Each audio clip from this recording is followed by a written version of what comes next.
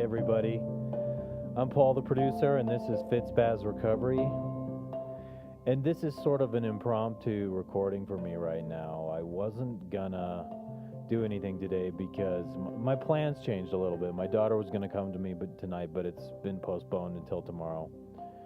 And I think that's okay, that's what she wanted. Where to begin? Like, I'm not gonna get crazy, bent out of shape or anything. I might just do some storytelling of my day.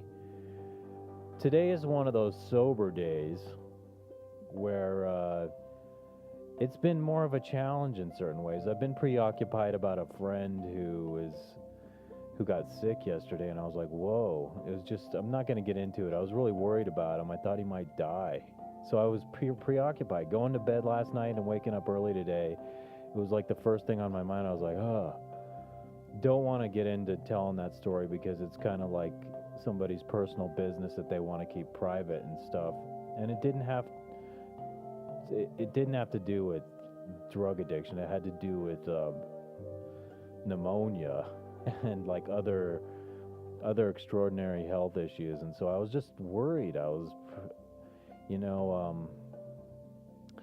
so I woke up with that issue, and I was during meditation I was really scatterbrained. I didn't quite focus like I would normally like, and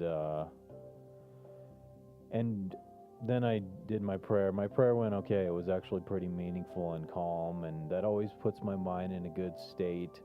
I then proceeded to exercise this morning, and I got a really good workout. I needed it. I liked what I did today. Between working my arms and my abs, I felt really good. And but I was still preoccupied. And there are other things that I'm not really going to get into because it's personal and private. But I was agitated by a couple things today, and I dealt with it fairly well. You get no credit, as I say, for being a patient person, but you get penalized and criticized if, God forbid, you like get upset or angry at something. It just depends on life. I gotta burp a little. Excuse me. On the way to Stapleton this afternoon to go see my daughter in her class over there at school, in her kindergarten class, they all had this project. Every little kid picked a topic. Some kid picked the universe. My daughter picked cheetahs, the animal. Another kid picked planets. Another kid picked Abe Lincoln. Another kid picked Black Widows. And the objective was to write a book about these topics.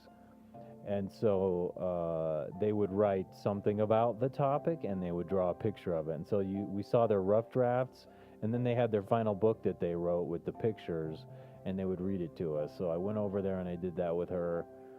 And I was delighted because I'm actually really delighted with how my daughter is learning in kindergarten and the degree to which she can read now. She was reading through this cheetah story that she made up, and I was like, this is amazing that she can read these words. The word survive she read, and I was like, what? But so I'm really, like I said, delighted with everything she's learning over there. The teacher she has is really good with the kids, and I can see that the kids love her, and she's just a great teacher for kids and stuff. So really positive about that. And I almost didn't get over to my Marijuana Anonymous meeting tonight. It's just that the plans flipped around, and my daughter will come to me tomorrow after school instead of this evening. It's a long story.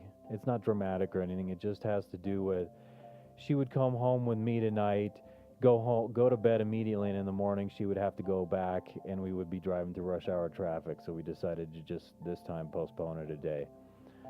On the way to Stapleton today, East Denver, Afghanistan as I like to call it, because it's ghetto town over there. And I mean, by ghetto I just mean it's like not my favorite place in the world, and it's war-torn Afghanistan is my point also. Never mind, inside joke and also a South Park joke, never mind.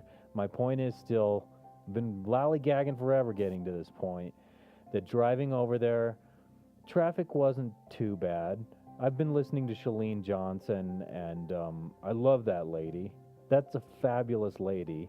And if you are into self-help or personal development or getting ahead in business, listen to that lady's podcast, for God's sake. But anyway, that's not my point.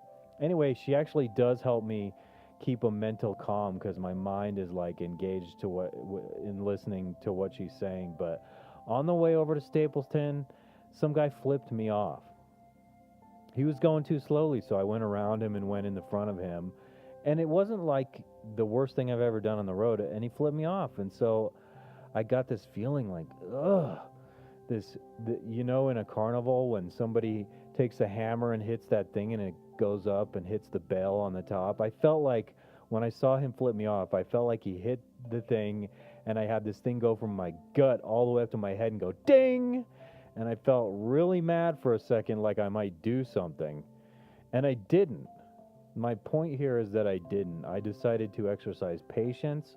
And even though it bothered me, the fact that he flipped me off, I decided, I only dwelled on it for about a minute or two. And I was just like, let it go.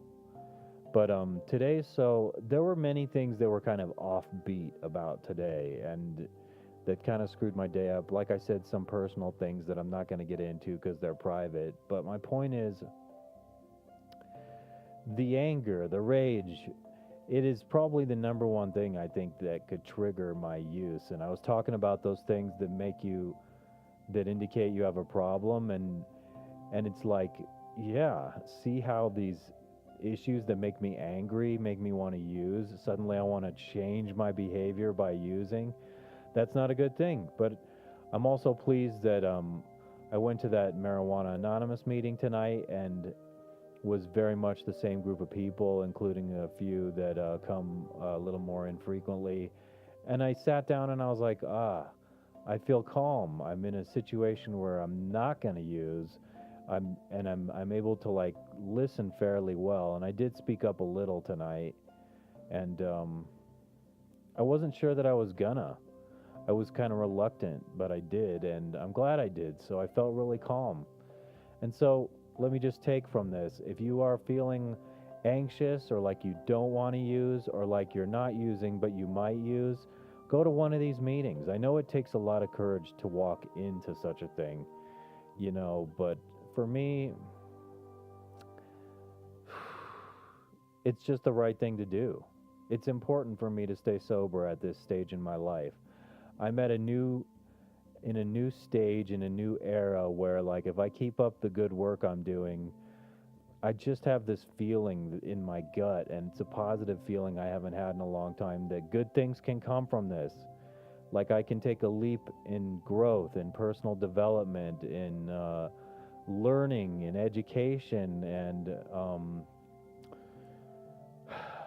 on the way driving to the meeting, there have been a few times when Shalene's hitting the nail on the head so much with the things she's saying. She's so correct and so wise, and I'm not able to deny it. And I'm not just talking about the very useful information she provides for business and like do A, B, and C, and this is what works with this and that technically. I'm talking about emotionally, how to manage a life properly. And one of the things that stuck out that she said was, if your desire does not exceed the size of your fear, then you'll probably never do it. Because there are a lot of people out there who, regardless of the fact that they have fear, they're able to take that leap and do what makes them uncomfortable.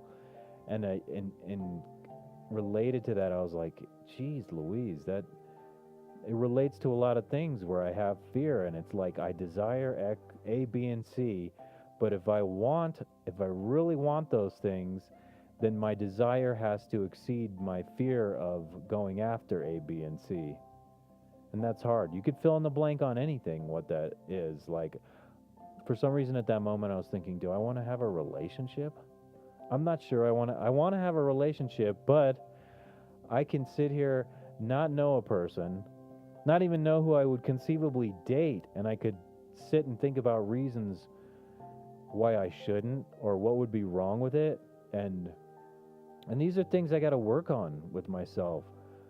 And I'll give you an example, okay? It's not too weird, but like I wake up in the morning, I meditate, I pray, and I exercise, and I don't really want anything to interfere with those patterns, okay?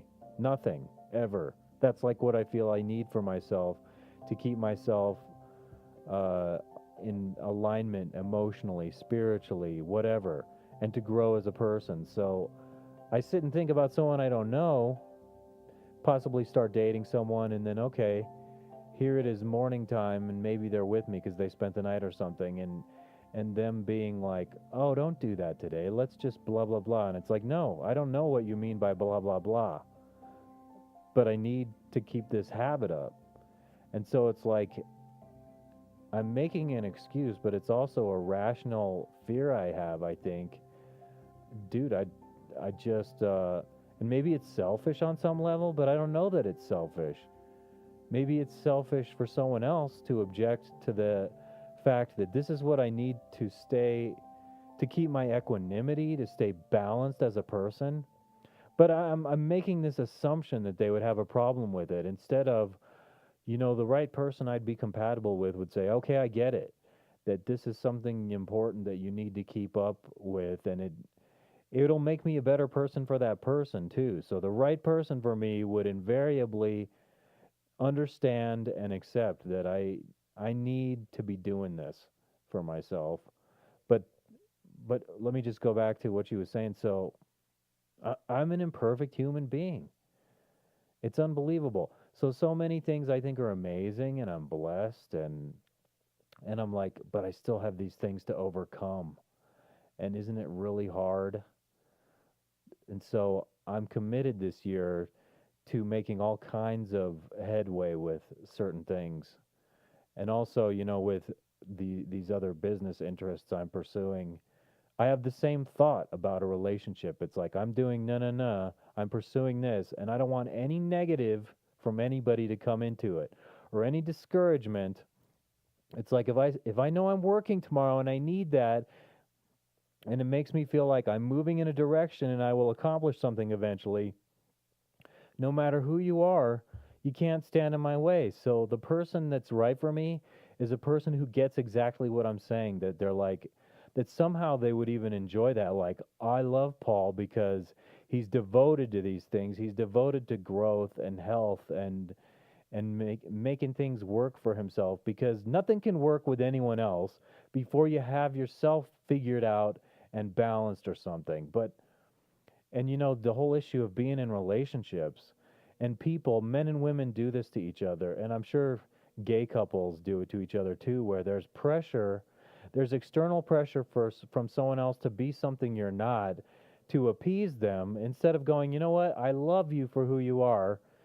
When you get up and pick your nose in the morning, that's not my favorite thing in the world, but I love you madly, so pick away, baby. You know what I mean? The level of acceptance that has to be there. And I don't know that I'm prepared to accept things about other people either. When it comes to getting in a relationship, usually, it's on my mind a little bit lately. Yeah, it would be cool to be in a relationship with somebody you're crazy about, but I can't fathom. I start thinking about these potential conflicts, and it's a fiction. As far as you know, it's a fiction. You could meet somebody who's so unbelievably special and understanding about it, and that's why you would love them, because they let you spread your wings and be completely who you are. But so I mean, I think about how, well, a lot of people just sit home alone all the time. They would like to be in a relationship, but their mode of life is not conducive to that. They're like not putting themselves in the social soup of life, putting themselves in the mix of life where sparks are going to fly. You're never going to have sparks if you don't hit two rocks together. If you're just a rock sitting there underwater forever, the magic's not going to happen. You know what I mean? So I do have a tendency to overanalyze things. But I really am glad I'm sober, because if I weren't sober and I were thinking about the same things, I would be tied in knots. You know what then the problem would be? I'd be like, "Oh, I'm really into so and so, but she doesn't like how I'm all high all the time or something." So it's like, damned if I do, damned if I don't. A million excuses one way or the other way. And you're thinking about wanting to do it, but you know what? Am I looking? Am I actively looking? I don't think so, because if I were, I probably would see like a girl and be like going up and saying, "Hey, how's it going?" And I don't know that this one girl at the grocery store counts because she's cool and because I've been observing her with other people and she's just naturally friendly with everybody in a nice way, not in an insulting way. It's just like she's a friendly person. But I'm like, dude, strawberries are $11? $11 for a box of strawberries. Ugh. I'm digressing madly right now, so pardon me, everyone. I don't know. Have I said anything of any worth right now? It was a relief to me to get to that meeting tonight. I didn't think I was going to make the meeting because I was meeting up with my daughter and her mom, and we had dinner together, and all that was nice. I think my daughter likes it when we get together. Certainly, we come together for her. All these things sound so mature. I'm so mature now. And I'm like, I'm not bragging. I'm saying, the past year being sober and stuff, I don't remember ever being so mature in my attitude about certain things. And that's a first for me, 42 years old. There's something between sobriety and having a daughter that has made me straighten my act out. And it's also, the level of unhappiness I had smoking all the time. I just don't think people who are truly emotionally mature, and then, but then it's also there's an addiction involved. I don't know how you could be emotionally mature and be a total addict, because usually the addiction is stunting your growth. It causes some kind of arrested development. And I'm not saying that if you're high on marijuana you can't learn anything. I'm just saying that there is something that's being held back there, whether you like it or not. It may open up perceptions to things and thoughts you never had before, but there are these other areas, especially particularly emotionally, when you're not dealing with emotions in a normal way, in a sober way, you're shortchanging yourself on the learning experience and just trying to cover it up, like smothering a fire with a blanket or drowning your sorrows. That's the saying with alcohol, right? How important it is to live life and and process those experiences, the emotions, the thoughts, everything that happens in a sober way.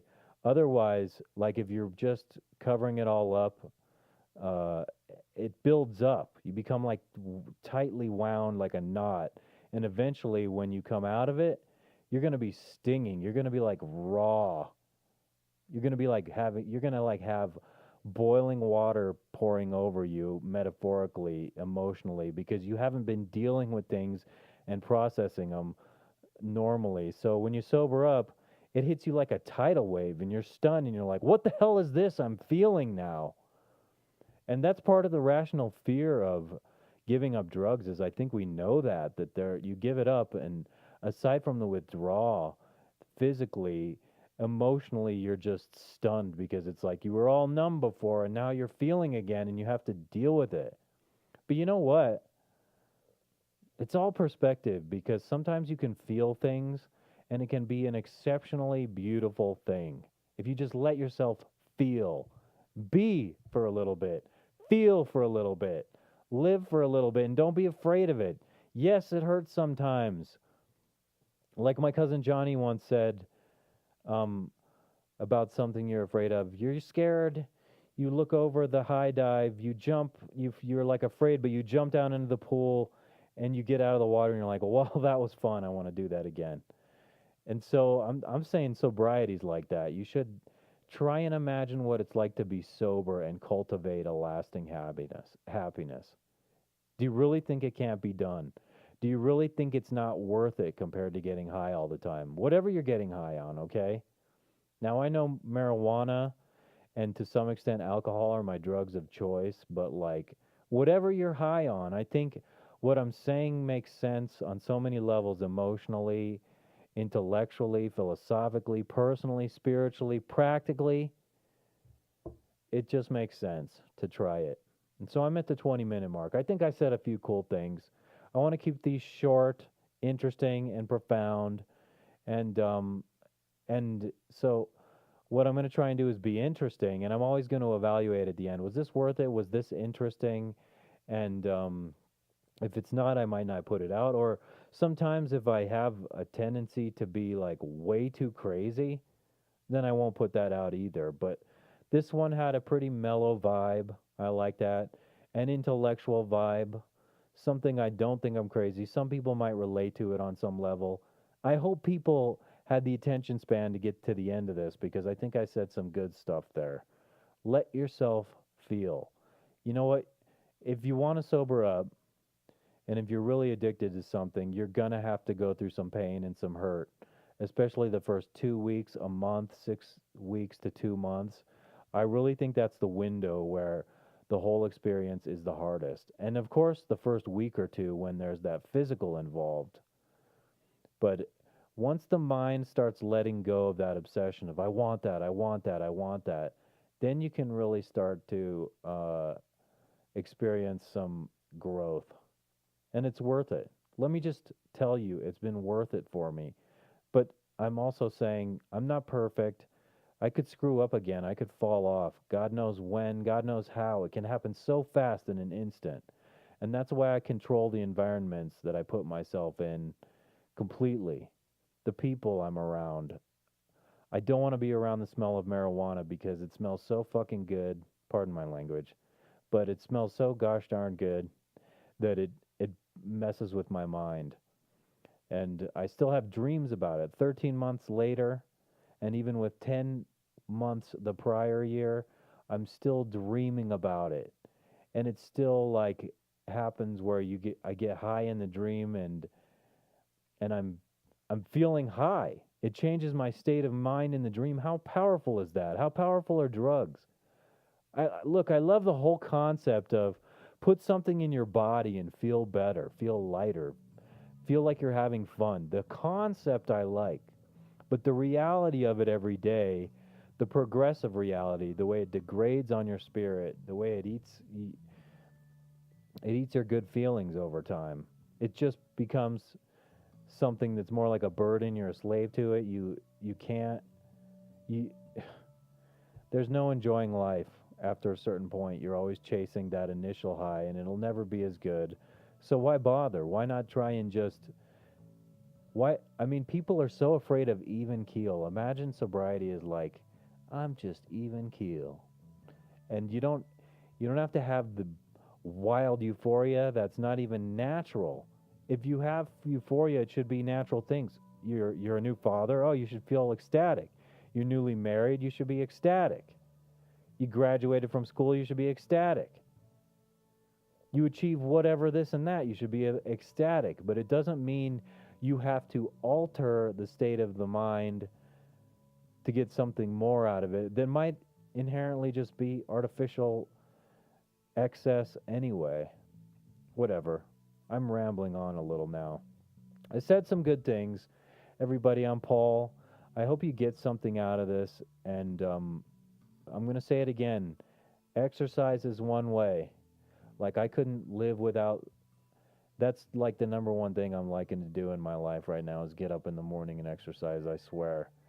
It just feels like that's what's keeping me going. Makes me feel like the number one thing I'm doing to maintain myself, to feel better, and the progress over time is just lovely, in my opinion. The way it makes you feel, the way it cleanses the body, stimulates the mind, makes you sharper, makes you focused.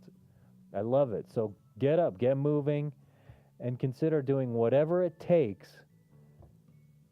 within reason to sober up. What can I say? I've talked long enough. It's 24 minutes, 44 seconds. Check out FitSpaz.com. I'm going to try and come to you with a FitSpaz radio once a week, and these are going to be more sporadic here and there, recovery, because it's just part of my life. This is what I'm putting out there, you know. I'm an addict of some sort, and I've used exercise and fitness to my benefit to get off of that stuff, and I feel much better. I want you to feel better. Who are you? I want you to feel better. That's the honest to God truth. I just want strangers to feel better. Why wouldn't you? I keep talking because I'm trying to find the magic words for people. It's like, bap, bap, bap. If I say this, maybe that will inspire this person, hang it up. Just hang it up. Try something new. Do whatever it takes within reason to quit.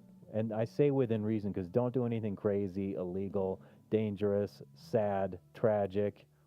Within reason. I mean, like, throw your weed out. I mean, like, just like it comes down to a moment when someone's just personally fed up and their desire to quit exceeds their fear of quitting. That's just like what Shalene said.